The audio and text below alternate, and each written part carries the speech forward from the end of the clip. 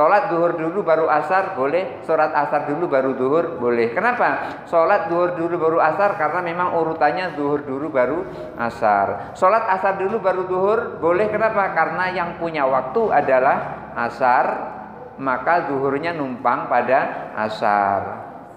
Ketika kita lupa seperti itu, ngerjakannya adalah pada saat ingat. Nah, ini bulan Ramadan. Ketika kita bulan Ramadan membayar utang-utang kita yang lalu kita bayar di bulan Ramadan ini, tentu saja juga berbeda pahalanya ketika dibayar di lain bulan Ramadan. Untuk itu, mumpung ini Ramadan, yang punya utang puasa yuk segera bayar. Warahmatullahi wabarakatuh.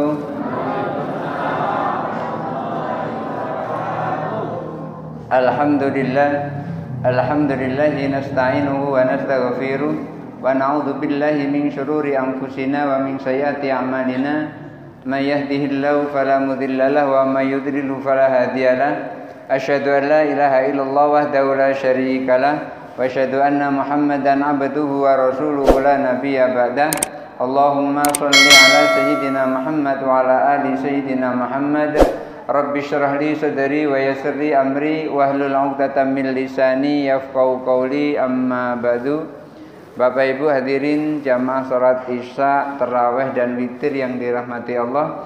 Alhamdulillah malam ini kita masih diberi kesehatan oleh Allah sehingga pada malam hari ini kita masih bisa untuk melaksanakan qiyamul lail.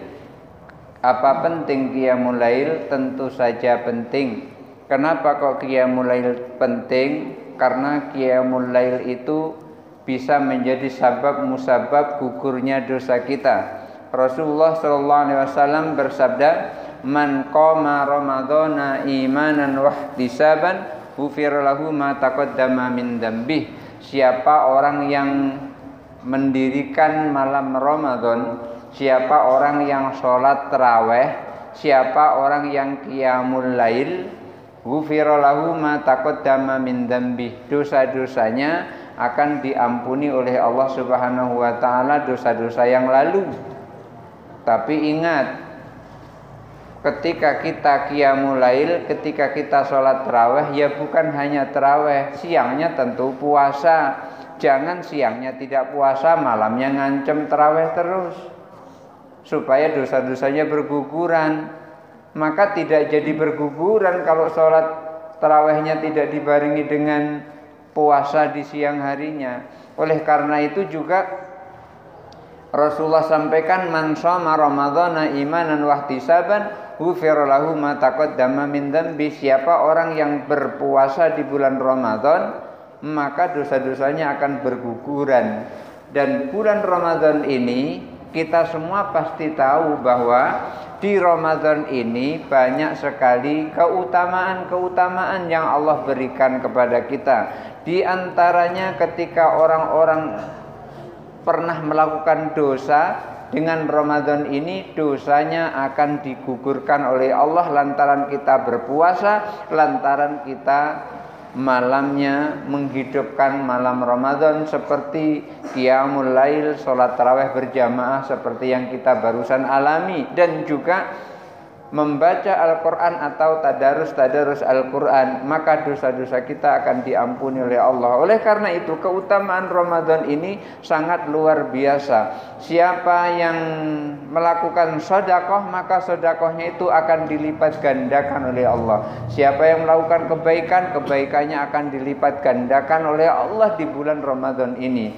Dan bahkan di bulan Ramadan ini ada satu malam di mana malam itu ketika kita beribadah afdalu, lebih baik daripada kita beribadah 1000 bulan. Ada satu malam yang ketika kita beribadah, sekali saja ibadah itu lebih baik dari 1000 bulan, yaitu pada saat malam Lailatul Qadar. Oleh karena itu jangan sia-siakan Ramadan ini, jangan disia-siakan siang Ramadan dan malam Ramadan. Yang tadinya kita kurang banyak bergerak untuk melakukan ibadah, maka di bulan Ramadan inilah saatnya untuk melakukan banyak ibadah. Karena Ramadan itu sendiri yang menyatakan bahwasanya Ramadan adalah bulan ibadah. Ramadan adalah bulan di mana orang-orang seharusnya mendekatkan diri kepada Allah. Dulu Rasulullah SAW di bulan Ramadan itu pergi ke masjid di tengah malam. Kemudian mengajak para sahabat, tapi ngajaknya itu tidak ngajak seperti seruan sholat. Ngajaknya itu tidak sangat memaksa. Kenapa? Kalau ngajaknya nanti dengan sangat memaksa, terus-terusan bersama Rasulullah pergi ke masjid untuk sholat malam, nanti dikhawatirkan tarawih seperti ini menjadi wajib. Lalu Rasulullah sampaikan, laula an asyqa ala ummati, andaikan aku tidak khawatir terhadap umatku. Jadi Rasulullah ini mengkhawatirkan kepada kita kalau malam Ramadan itu adalah merupakan wajib kita qiyamul lail. Oleh karena itu Rasulullah tidak mau memberatkan kita, karenanya pernah satu malam Rasulullah pergi ke masjid, kemudian diikuti oleh orang. Kaum muslimin ikut, para sahabat ikut. Akan tetapi berikutnya tiba-tiba Rasulullah tidak pergi ke masjid. Sahabat sudah ramai di masjid nunggu Rasulullah SAW sholat. Lalu pada saat itu tiba-tiba pas menjelang masuk waktu subuh baru Rasulullah datang ke masjid. Sahabat pada bertanya, kenapa kok sampai terlambat? Padahal sahabat dari tengah malam itu sudah nungguin. Bayangkan kalau barangkali di sini dari jam 12 malam sampai subuh nungguin terus. Tiba-tiba munculnya jam 5 kurang 3 menit. Dari jam 12 itu nungguin. Lalu Rasulullah SAW sampaikan, kalau aku terus datang ke masjid ini, maka aku khawatir nanti sholat malam ini akan menjadi wajib. Oleh karena itu, Bapak Ibu hadirin dirahmati Allah, sholat tarawih ini hukumnya adalah sunnah. Bagi yang tidak bisa sholat tarawih boleh ditinggalkan dan tidak usah mengqadha. Umpamanya ibu-ibu datang bulan, waduh aku datang bulan ini nggak bisa sholat tarawih, begitu bersih kemudian terus diqadha umpamanya. Boleh sih diqadha, boleh, tetapi tidak wajib. Hukumnya cuman sunnah. Sementara sholat wajib saja, ibu tidak wajib qadha. Ibu tidak sholat zuhur, tidak sholat asar, tidak sholat maghrib, tidak sholat isya, tidak sholat subuh. Lantaran datang bulan, maka tidak perlu mengqadha sholat wajib itu. Apalagi sholatnya sunnah. Sholat wajib saja tidak wajib membayarnya, apalagi sholat sunnah. Itu untuk ibu-ibu problemnya memang banyak. Tapi saya yakin bapak-bapak ini nggak pernah yang ada datang bulan, nggak ada di sini. Bapak-bapak datang bulan, di sini ada bapak-bapak datang bulan. Ya, kalau bapak-bapak datang bulan bolehlah tidak puasa di bulan Ramadan. Dan orang-orang yang berpuasa di bulan Ramadan itu adalah orang yang pertama Islam, yang kedua dia sudah balik. Balik itu cukup umurnya. Kalau laki-laki kurang lebih umurnya adalah 14-15 tahun. Kalau perempuan tandanya adalah sudah datang bulan. Kalau perempuan belum datang bulan, maka 15 tahun itu sudah masuk pada usia balik. Kalau belum datang bulan, apa ada wanita umur 15 tahun belum datang bulan? Jangankan 15 tahun, 21 tahun ada perempuan yang belum datang bulan. Sama sekali dia belum pernah merasakan datang bulan. Loh, Ustadz kok tahu? Ya, Ustadz pernah saya ditanya oleh seorang yang datang ke kantor KUA. Saat itu bertanya, Ustadz kira-kira saya ini bisa nggak punya anak? Kok nanyanya begitu? Saya tanya balik, kamu punya suami apa tidak? Punya. Loh, kalau kamu punya suami, ya bisalah punya anak, insya Allah. Tapi kalau kamu nggak punya suami, datangnya dari mana anak itu? Nggak mungkin turun jatuh dari langit langsung masuk perutmu, nggak mungkin. Lalu ditanya, emang kenapa? Dari lahir sampai sekarang ini, aku belum datang bulan, katanya begitu. Oh gitu. Insya Allah kalau Allah menghendaki, walaupun kamu tidak datang bulan, kamu akan punya anak. Di situ saya tahu bahwasanya ternyata ada wanita umur 21 tahun tidak datang bulan atau belum datang bulan. Oleh karena itu, kalau perempuan tidak datang bulan, maka umur 15 tahun itu sudah masuk balik. Laki-laki juga demikian, umur 14 tahun, 15 tahun itu sudah balik. Syarat puasa adalah pertama dia Islam, yang kedua dia balik, yang ketiga akil. Yang ketiga akil itu berakal. Maka kalau tidak ada akal, dia tidak wajib puasa. Orang gila itu enggak wajib puasa. Orang gila walaupun dia sudah balik, dia sudah umur 15 tahun, kalau dia gila itu enggak wajib puasa. Maka kalau ada orang gila berpuasa, puasanya tidak sah. Kalau Bapak Ibu pengen tidak puasa, jadi orang gila. Seminggu dia gila, seminggu dia tidak wajib puasa. Setahun dia gila, setahun tidak wajib puasa. Maka orang gila tidak wajib puasa. Yang berikutnya, orang yang pingsan. Pingsan dalam kondisi lama, tidak sadar-sadar. Mungkin seminggu atau 2 minggu atau sehari 2 hari dia pingsan. Maka orang koma, seperti orang koma itu, orang sakit koma tidak wajib puasa. Kemudian orang yang sakit, orang yang sakit itu juga tidak wajib puasa, dalam artian boleh meninggalkan puasa. Tapi ingat, fafidyatun fi ayyamin min ayyamil ukhar. Nanti akan dibalas atau akan diganti di hari-hari yang lain. Orang Islam syarat dia puasa. Orang akil syarat dia berpuasa. Orang balik syarat dia berpuasa. Maka ketika tidak akil, tidak balik, yang seperti ini tidak wajib puasa. Lalu bagaimana kalau orang kafir? Orang kafir karena dia tidak Islam maka tidak wajib puasa. Lalu bagaimana kalau seandainya dia masuk Islam?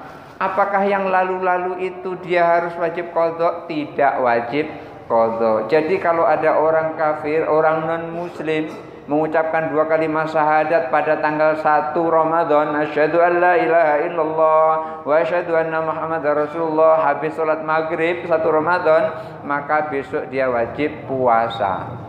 Puasa yang lalu gimana? Tidak usah dibayar. Allah telah ampuni dosa-dosanya. Dosa-dosa yang lalu bersih, tidak ada lagi dosa sama sekali. Lalu bagaimana kalau seandainya orang murtad seperti pendeta Saifuddin yang ada di YouTube itu? Lalu bagaimana kalau dia orang murtad? Kalau orang murtad, begitu dia udah mengucapkan asyhadu an la ilaha illallah wa asyhadu anna Muhammadar Rasulullah, maka ia masuk Islam kembali. Gimana puasanya yang lalu? Puasanya yang lalu yang dia tidak lakukan karena dia pernah masuk ke dalam Islam, maka wajib membayar puasanya. 10 tahun dia murtad, berarti 10 tahun kali 1 bulan, berarti 10 bulan. Taruhlah 1 bulan itu rata-rata 30 hari, berarti 30 kali 10, 300 hari. 300 hari dia harus berpuasa. Berapa lama 300 hari itu? Hampir 1 tahun. 20 tahun dia murtad, kemudian masuk Islam, berarti 20 bulan dia harus membayar puasanya. Itu baru puasa, belum sholatnya. Sholatnya tetap wajib dia qadha. Kenapa? Lantaran dia tahu bahwasanya puasa itu adalah wajib, sholat itu adalah wajib, sementara dia tidak melakukan puasa, tidak melakukan sholat, maka wajib membayar sholatnya, wajib membayar puasanya. 20 tahun yang lalu. Oleh karena itu kalau ada yang murtad jangan lama-lama, dan gak usah bercita-cita murtad, nanti utangnya banyak. Orang murtad itu utangnya banyak. Nah, ketika seorang yang murtad seperti ini, tidak hanya puasanya yang dibayar, tapi juga sholatnya juga harus dibayar. Gimana cara membayar sholat. Kalau membayar puasa kan gampang. Yang penting tidak di hari yang dilarang berpuasa kemudian berpuasa. Boleh di bulan Januari, boleh di bulan Muharram, boleh di bulan Syawal, boleh di bulan Dzulqa'dah, boleh di bulan Dzulhijjah. Yang nggak boleh itu membayar puasa itu di bulan Ramadan. Ada di sini bayar puasa di bulan Ramadan. Ramadannya sendiri kita wajib berpuasa, mau bayar puasa di bulan Ramadan. Aku besok niat puasa Ramadan sekaligus bayar puasa yang lalu. Enggak boleh yang seperti itu. Enggak boleh. Itu mau enak dewek yang seperti itu. Enggak boleh. Minjem duit kemudian katanya sedekah sekalian baliin utang. Enggak berlaku sedekahnya, yang berlaku baliin utang. Bapak Ibu hadirin yang dirahmati Allah.